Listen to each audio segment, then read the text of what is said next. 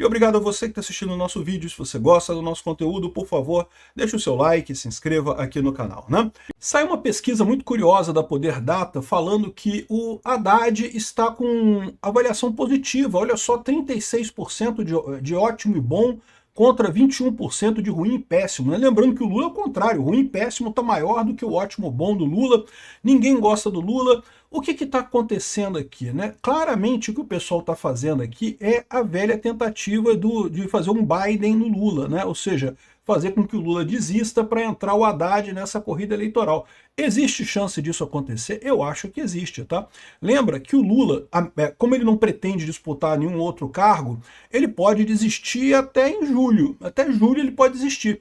E o Haddad, como ele está cotado para ser candidato a governador de São Paulo, ele já se desincompatibilizou do governo. E daí, ou seja, agora ele só precisa decidir para qual cargo que ele vai concorrer em julho de novo. Então, eu diria que existe um movimento querendo que o Lula saia da frente e deixe o Haddad concorrer, né? É o que a gente está lendo nessas pesquisas aqui. Eu acho que isso não vai acontecer não, mas que tem gente pensando nisso, tem. Até o pessoal lá de fora está falando aqui, a Bloomberg aqui, ó. Lula arrisca cometer o mesmo erro que o Joe Biden. O que eles chamam de erro do Joe Biden? O Joe Biden ficou segurando como candidato durante muito tempo, mesmo sendo velho e com muita rejeição e coisa e tal. E daí, quando trocou para a Kamala Harris, já estava em cima da hora da eleição e aí a coisa deu tudo errado, né? Então o que eles estão querendo aqui é que o Lula troque logo, abra mão logo da candidatura e bote o Haddad no lugar dele, tá? Então tá aqui, ó. Saiu um monte de pesquisa positiva pro Haddad, o pessoal elogiando o Haddad, não sei o que lá, que coisa curiosa, né?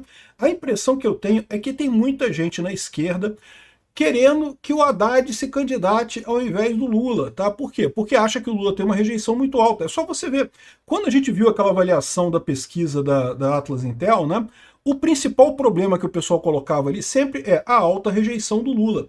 O Flávio Bolsonaro tem uma rejeição alta também? Tem uma rejeição relativamente alta, mas a do Lula é pior ainda.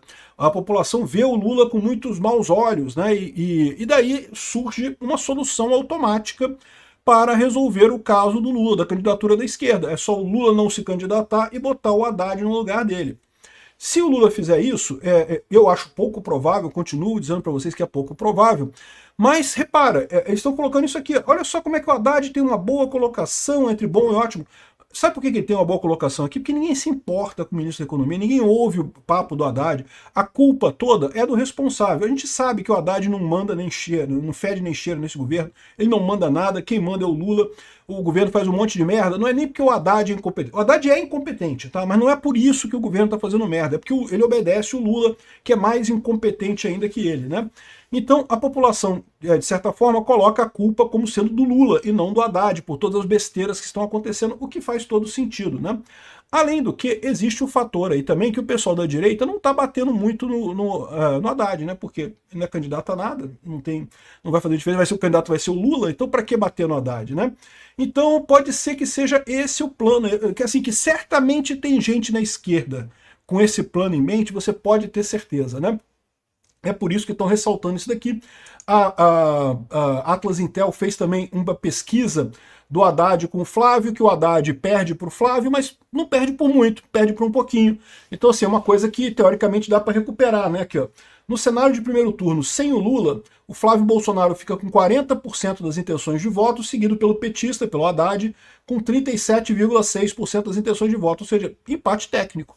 Assim, o Flávio na frente, mas empate técnico, né? É verdade que isso daqui é a avaliação do primeiro turno. Eles não fizeram a avaliação do segundo turno. Se for só Flávio versus Haddad, qual que é o resultado do segundo turno? Eles nem fizeram essa comparação, porque estão considerando que o Lula vai ser o candidato da esquerda, né? E tem tudo a ver mesmo. Gente querendo tirar o Lula, tem. Bom, por que eu acho que isso não vai acontecer? Porque por dois motivos. Primeiro, porque a esquerda é muito agregada em torno do Lula. Se botar o Haddad, vai ter um monte de gente reclamando. O pessoal do Boulos não vai gostar, o pessoal da Bahia não vai gostar. Então, afasta um monte de gente do Lula, né? O PT é muito ligado ao Lula em si. Quando o Lula morrer, inclusive, eu já falei para vocês, esse é o problema, né? Seja lá quem for que foi escolhido como substituto do Lula, vai ter dificuldade, não vai ser fácil não, né? É lógico, o Lula consegue manter essa integridade do partido, colocando o Haddad como o candidato dele, exigindo que todo mundo apoie o Haddad, coisa e tal, mas não vai ser fácil. E outra coisa, a questão do próprio narcisismo do Lula, né? O Lula é extremamente narcisista. Não é por outro motivo que ele tem esse problema todo com fazer outras lideranças na esquerda, né? Ele tentou com o Haddad é essa coisa que vocês estão vendo aí que não ajuda em nada, em absolutamente nada para ter. O PT não tem lideranças, a esquerda brasileira não criou outras lideranças, só tem liderança fraca, né? O próprio Haddad, o Boulos e outros nomes aí muito ruins, né? Os mercados de previsão têm uma história similar, o Cauchy já mostra o Lula atrás do Bolsonaro e também o Polymarket e coisa e tal. E aí ele explica esse problema, né? O gap generacional é muito duro, né? Entre os eleitores de idade de 16 a 24 anos, a direita tem feito um aumento muito grande, e o Lula está chegando a desaprovação de 73%, segundo a Atlas Intel, né? Para muitos nesse grupo, né, o ícone do Partido dos Trabalhadores, o Lula, que teria 85 anos de idade no final desse termo, só oferece glórias passadas que estão sumindo, ao invés de uma visão de futuro realmente que chama atenção, né? Ou seja, o cara tá velho, né? Isso traça um paralelo com o Joe Biden, que é difícil de ignorar. Aos 81 anos de idade, Biden inicialmente tentou a reeleição em 2024, antes da pressão de dentro do Partido Democrata forçar ele a sair. Lula, para ser sincero, continua em grande forma e para muitos e coisa e tal, teria muita estamina e drive político ainda.